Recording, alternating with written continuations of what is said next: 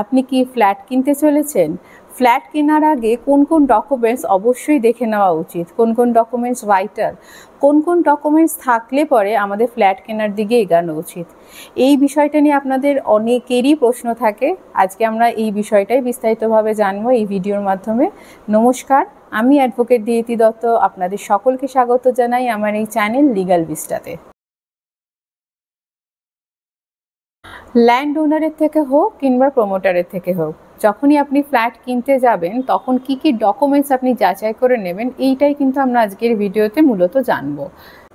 টপিকটা শুরু করার আগে বলে রাখি, যারা এই চ্যানেলে নতুন ভিউয়ার্স আছেন বা চ্যানেলটিকে এখনও পর্যন্ত যারা সাবস্ক্রাইব করেনি তারা চ্যানেলটিকে সাবস্ক্রাইব করে নিন।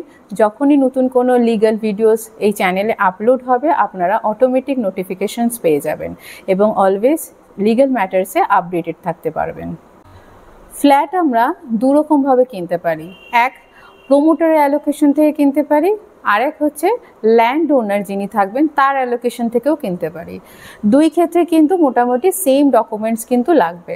প্রথম যেটা ডকুমেন্ট, যেটা খুব vital document, that is development agreement.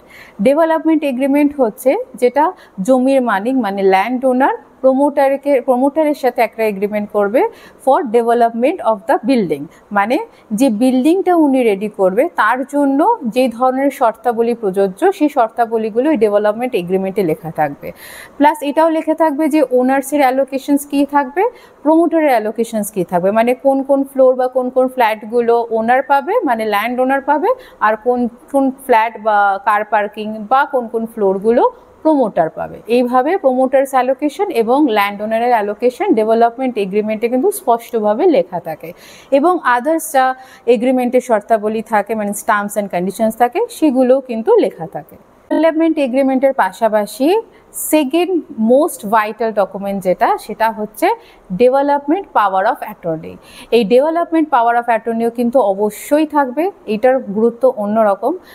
একটু বিশদে আপনাদেরকে বলি, ল্যান্ড ওনার তার প্রপার্টিতে মানে তার জমিতে প্রমোটারকে পাওয়ার দিয়ে রাখে যে আপনি আমার ইচ্ছার মতো বা আপনি আমার সাথে যে ডেভেলপমেন্ট এগ্রিমেন্ট করেছেন যেখানে যেরকম শর্তাবলী লেখা আছে ওই শর্তাবলী অনুযায়ী আপনি আমার প্রপার্টিতে বিল্ডিং দাঁড় করাতে পারবেন মানে কনস্ট্রাকশন করতে পারবেন এবং কনস্ট্রাকশন করার জন্য যেই ধরনের লিগ্যাল ম্যাটার্সগুলো যে ধরনের লিগ্যাল কার্যকলাপগুলো আপনার দরকার সেগুলোও আপনি আমার হয়ে অ্যাজ আ রিপ্রেজেন্টেটিভ করতে পারবেন।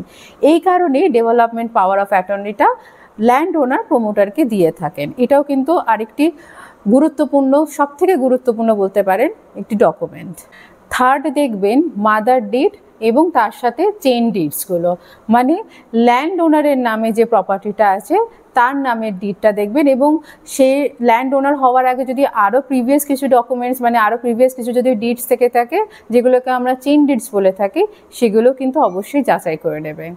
ফোর্থ, মিউটেশন সার্টিফিকেট বা ট্যাক্সের রিসিট বা বিএলআরওর কাগজ, খাজনার রসিদ, এগুলো ল্যান্ড ওনারের নামেই থাকবে। এগুলো ল্যান্ড ওনারের নামে আছে কি না এটাও কিন্তু আপনাকে যাচাই করে নিতে হবে এবং তার সাথে এটাও যাচাই করে নেবেন বিএলআরও রেকর্ডে মানে বাংলার ভূমি যে অ্যাপ বা অ্যাপ্লিকেশন আমরা জানি সেখানে যে জমির মালিক তার নামের পাশে যে জমিটা নিয়ে কাজ হচ্ছে সেই জমিটা বাস্তু হিসাবে রেকর্ড আছে কিনা এটাও কিন্তু একটু ভেরিফাই করে নিতে হবে। এরপর দেখে নেবেন বিল্ডিং স্যাংশন প্ল্যান, মানে কর্পোরেশনের আন্ডারে যদি হয়ে থাকে মানে কলকাতা মিউনিসিপ্যাল কর্পোরেশনের আন্ডারে যদি হয়ে থাকে বা মিউনিসিপ্যালিটির আন্ডারে যদি হয়ে থাকে তাহলে বিল্ডিং স্যাংশন প্ল্যান আছে কিনা এটা অবশ্যই যাচাই করে নেবেন এবং কমপ্লিশন সার্টিফিকেট দিতে পারছে কিনা প্রমোটার সেটাও কিন্তু দেখে নেবেন। কেএমসি বাউন্ডারি ডিক্লারেশন একটা ছোট্ট রেজিস্টার্ড কাগজ হয় সেটাও আছে কিনা একটু যাচাই করে নেবেন। এরপর যেটা লাগবে আধার কার্ড এবং প্যান কার্ড, সেটা ল্যান্ড ওনারেরও লাগবে সেটা প্রমোটারেরও লাগবে, দুজনেরই লাগবে এবং আপনি যদি কিনতে চলেছেন ফ্ল্যাট যদি জয়েন্টলি কেনেন তাহলে আপনাদের দুজনেরই লাগবে, যদি আপনি একা কেনেন তাহলে আপনারও একারই লাগবে। তো এইভাবে ফ্ল্যাট রেজিস্ট্রেশনের জন্য এই কাগজগুলো যেগুলো আমি বললাম এতক্ষণ এই ভাইটাল কাগজগুলি মূলত লেগে থাকে। এই ক্ষেত্রে একটা ছোট্ট ইনফরমেশন আপনাদের দিয়ে থাকি, অনেকেরই এই বিষয়টা অনেক রকম কনফিউশন থাকে যে প্রমোটার অ্যালোকেশন কোনটা, ডেভেলপার মানে প্রমোটার অ্যালোকেশন কোনটা বা ল্যান্ড ওনারের অ্যালোকেশন কোনটা, মানে আমি যে ফ্ল্যাটটা পছন্দ করেছি প্রমোটারের থেকে কিনবো না ডিরেক্টলি নাকি ল্যান্ড ওনারের থেকে, মানে যে টাকাটা আমি পে করব কাকে পে করব। এই বিষয়টা বলে রাখি, ডেভেলপমেন্ট এগ্রিমেন্টে আপনারা প্রমোটার্স অ্যালোকেশন এবং ওনার্স অ্যালোকেশন স্পেসিফিক্যালি ওখানে কিন্তু ডেসক্রাইব করা থাকবে, সেটা দেখে নেবেন প্রথমত। দ্বিতীয়ত, যদি আপনি প্রমোটার অ্যালোকেশন থেকে কেনেন তাহলে টাকাটা অবশ্যই প্রমোটারকে পে করতে হবে, যদি ল্যান্ড ওনারের অ্যালোকেশন থেকে কেনেন তাহলে ল্যান্ড ওনারকে পে করতে হবে। এক্ষেত্রে আরেকটিও প্রশ্ন থাকে, যদি ল্যান্ড ওনার অ্যালোকেশন থেকে কেনেন তাহলে প্রমোটারকে কি সিগনেচার করতে হবে? হ্যাঁ, প্রমোটারকে সিগনেচার করতে হবে। সেক্ষেত্রে সে থার্ড পার্টি মানে কনফার্মিং পার্টি হিসাবে সে সই করবে, মানে সে তো ডেভেলপমেন্ট করেছে, প্রপার্টিটাকে দাঁড় করিয়েছে, সেই কারণে সে অ্যাজ আ কনফার্মিং পার্টি দলিলে সই করবে। কিন্তু টাকাটা, মূল টাকাটা, যদি আপনি 20 লাখ টাকার ফ্ল্যাট কেনেন তাহলে মূল টাকাটা কিন্তু ল্যান্ড ওনারের পে করতে হবে, মানে ল্যান্ড ওনার ওটা রিসিভ করবে যদি ল্যান্ড ওনারের অ্যালোকেশনের থেকে হয়।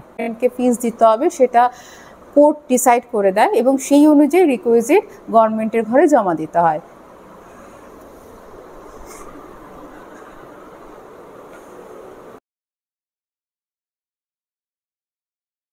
এই বিষয় বা অন্য কোনো লিগ্যাল বিষয়ে যদি কোনো পরামর্শ নেওয়ার থাকে বা কনসালটেশনের প্রয়োজন হয় তাহলে নিচে দেওয়া হোয়াটসঅ্যাপ নাম্বারে আপনারা কনসালটেশনের জন্য যোগাযোগ করতে পারেন। আপনাদের সুবিধার্থে অনলাইন এবং অফলাইন দুরকম কনসালটেশনের ব্যবস্থাপন রাখা আছে, সমস্ত কনসালটেশন চার্জেবল। আজকের এই ভিডিওটা যদি আপনাদের ভালো লেগে থাকে এবং উপকার এসে থাকে then do like, comment, share and subscribe my channel. দেখা হচ্ছে নেক্সট ভিডিওতে। নমস্কার।